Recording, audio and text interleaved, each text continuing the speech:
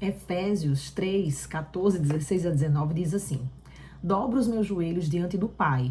Oro para que de suas riquezas gloriosas ele vos possa fortalecer com poder através do seu Espírito em vosso interior, de modo que Cristo possa habitar vossos corações pela fé.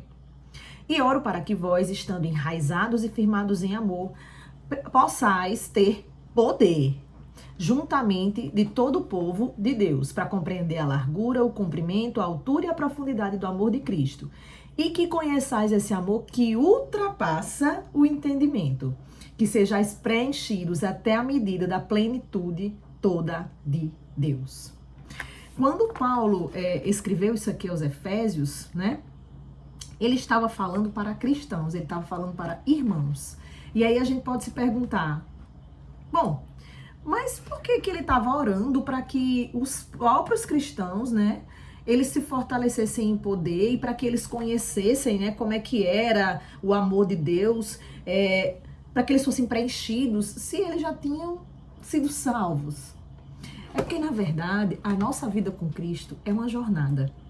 Nós, quando aceitamos, né, Jesus, quando a gente entrega a nossa vida a Jesus, ali nós somos salvos. A salvação, né, pós-morte, ali aconteceu. Mas a gente continua vivendo. Então, a gente agora vai começar uma caminhada com Cristo. E nessa caminhada, nós vamos ter que sofrer essa metanoia, essa mudança de mentalidade. Porque com a mentalidade que a gente tem, a gente não vai conhecer, não vai conseguir compreender a largura, o comprimento, a altura e a profundidade do amor de Cristo. E a gente precisa também se fortalecer no poder. E o poder vem através do Espírito. Olha o que ele diz, né? De modo que Cristo possa habitar em vossos corações pela fé. E aí, como é que a gente vai crescer nesse conhecimento? Para ir conhecendo a plenitude de Deus, para ir entendendo, né? Como é que a gente pode se fortalecer e como é que a gente vai chegar? Como é que a gente vai crescendo nessa jornada?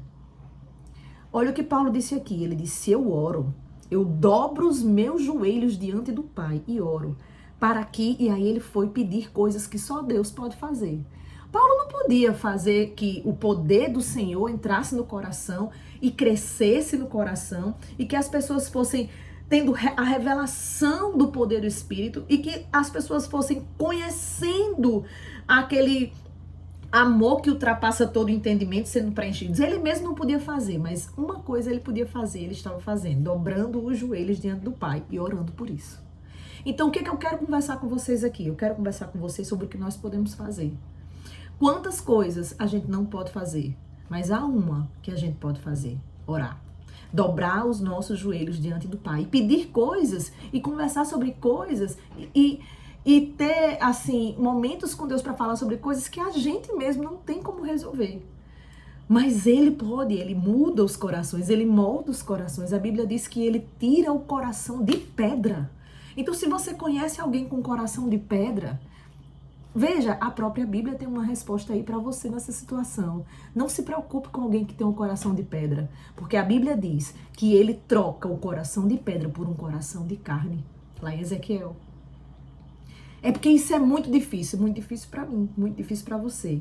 Mas para quem dobra os joelhos diante do Pai, não é difícil.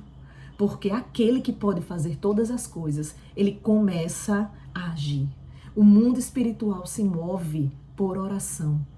Então, não adianta a gente querer de outras formas, é com oração. Mas por que é tão difícil da gente orar? Nós mesmos. Nós, filhos de Deus, que sabemos de tudo isso. Porque uma coisa é a gente saber isso, outra coisa é a gente conseguir praticar isso, outra coisa é isso descer ao nosso coração. São coisas diferentes, são estágios diferentes, né? Então, esse livro aqui, ó, Oração de Timothy Keller, ele fala sobre esse assunto. E ele diz aqui algumas coisas que eu achei bem interessantes, né? Então, por exemplo, ele diz, ó, o que há de comum em todos os momentos que você sente o poder que lhe foi dado em Cristo, de modo que suas atitudes, sentimentos e comportamentos sejam alterados? E aí ele vai dar um exemplo. Vejam só esse exemplo que maravilhoso.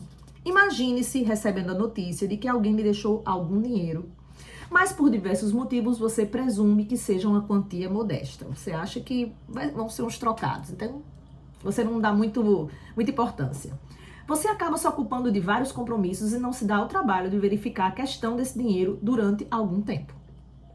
Faz isso, afinal, e fica atônito ao descobrir que é uma fortuna e que você não lhe dera atenção até aquele momento. Na verdade, você era rico, mas vivia como pobre. É isso que Paulo quer que os amigos cristãos evitem. Mas isso é algo que somente através do encontro com Deus em oração é possível evitar. Então nós temos uma riqueza, nós temos uma fortuna, que é a vida em oração e as consequências, os desdobramentos que acontecem na vida de quem tem uma constância na oração, um relacionamento com Deus, com seu Pai ali, diário. A gente tem isso disponível, mas se a gente não usa, é como se a gente não tivesse. E a gente vive como pobre, sendo que a gente é rico. A riqueza está à nossa disposição, mas a gente não consegue. Muitas vezes a gente não consegue, não é? Então, contudo, ele diz, todos esses problemas têm uma só raiz. O fato de que você é rico em Cristo, mas ainda vive como pobre. Então, esse outro livro aqui, que eu tô lendo também, Guia do Cristão para a Guerra Espiritual, do Tom White, esse livro explica também um pouquinho do porquê que a gente tem dificuldade. Não é algo que a gente não possa conseguir, mas por que a gente tem dificuldade? Porque orar é levantar uma espada contra o inferno. Orar é dizer, estou posicionada nessa guerra. Orar é dizer, acordei e eu tenho posição nessa batalha. Quando a gente acorda e quando a gente se posiciona, então, na guerra espiritual que existe, quem é cristão, quem conhece o mundo espiritual, quem já teve os olhos espirituais abertos, sabe disso. A guerra espiritual existe quando você entende, quando você consegue ver. A partir daí, você é alguém a quem o inferno já olha diferente. Então, quando você começa a orar, vai haver uma resistência espiritual. Vai haver uma resistência, claro. Por quê? Porque isso pode modificar as coisas. Isso pode mudar o rumo das coisas espiritualmente falando. Então, é natural. Porque eu acho tão difícil. Porque eu acho tão complicado. Porque tudo acontece. Porque eu não tenho vontade. Porque eu fico com sono. Tudo isso aí faz parte da resistência que você está oferecendo ao inferno quando você se posiciona na batalha para orar. Então, sabendo disso, a gente precisa investir. A gente precisa combater. E a gente precisa avançar nessa área. A vida toda nós teremos que estar avançando nessa área. E aí, entendendo agora que não é algo automático, que as pessoas que oram, que conseguem ter uma vida de oração, que crescem nesse relacionamento com Deus, não é porque, mas porque fulano foi chamada para orar. Não existe esse negócio de foi chamada para orar.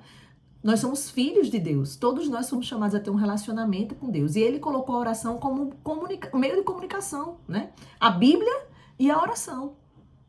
Através da Bíblia ele fala conosco. Através da oração a gente fala com ele. Através da Bíblia a gente entende como as coisas funcionam. E a gente vai conversar com ele. E muitas vezes a nossa oração vai ter o teor da própria Bíblia. Não é? Ali na Bíblia a gente tem as promessas de Deus. E a gente vai conversar sobre elas. Quantas vezes vocês já leram na Bíblia alguém orando, dizendo assim, Senhor, como o próprio Neemias, Senhor, o Senhor prometeu ao seu povo que se eles pecassem, o Senhor iria espalhar, mas se eles se arrependessem, o Senhor iria juntar de novo. Então, Pai, em nome de Jesus, ele nem disse em nome de Jesus, né? Neemias no Antigo Testamento, mas trazendo aqui para nós a aplicação. Pai, em nome de Jesus, o Senhor disse, né? O Senhor falou aqui, ó. O Senhor falou. E eu estou aqui sobre essa palavra, me ajoelhando sobre essa palavra, sobre a tua palavra, me ajoelho. O Senhor disse que aquele que quer sabedoria, peça a Deus que ele dá liberalmente. Então, Senhor, em nome de Jesus, me enche da tua sabedoria. Bota a mão na sua cabeça. Eu boto a mão na minha, você bota a mão na sua. Senhor, me enche da tua sabedoria. A tua palavra diz que eu posso pedir sabedoria, que o Senhor vai me dar sabedoria. Senhor, tua palavra diz que os lírios do campo são muito bem vestidos, né? Que as aves do céu estão sendo cuidadas. Imagine nós, teus filhos. Eu sou tua filha, Pai. Eu sou tua filha. Eu me coloco aqui de joelhos, porque eu creio na tua palavra. Então, essa vida de oração não é fácil. Não é fácil. Para algumas pessoas é mais difícil, para outras é menos difícil. Até pela predisposição que a pessoa tem de guerrear, né? De ficar ali. E, de toda forma, ou mais fácil, ou mais difícil, ela é essencial. Então, não há outro caminho para que a gente encha a nossa vida, a nossa casa do poder de Deus, para que a gente cresça na graça e no conhecimento, para que a gente tenha a revelação do Espírito, para que os nossos olhos se abram para as realidades espirituais, para que a gente se fortaleça, para que ele cresça em nós e que a gente diminua. Precisamos orar. E orar, e orar, e orar, e como a Bíblia diz, orar sem cessar. Então, independente da resistência que você sinta quando você se propõe a orar, independente da dificuldade que você sente quando se propõe a orar, entenda que essa dificuldade não é motivo para você dizer, não dá certo para mim. Não há outro caminho para nós. Nós precisamos crescer na graça e no conhecimento. Nós precisamos estreitar nossa intimidade com o nosso Pai. É assim que a gente vai aprender a ouvir a voz de Deus. É assim que a gente vai aprender a reconhecer quando algo é do Espírito, quando algo é da carne, quando algo é do inferno, porque muitas vezes é do inferno mesmo. E muitas vezes essa coisa é da nossa cabeça. E outras vezes é o Espírito Santo. E como é que a gente vai descobrir? É a oração que vai afinar toda essa cadeia sonora para que a gente vá começar a entender e discernir as coisas. É a oração. Então, que hoje a gente tente de novo, que hoje a gente vá de novo, porque este é o caminho, esse é o nosso caminho. É assim que a gente vai crescer na graça e no conhecimento. É daí que vem resposta, é daí que vem milagre, é daí que vem cura, é daí que vem crescimento espiritual, e é daí que vem a salvação dos nossos. É daí, da oração e da intercessão. Amém?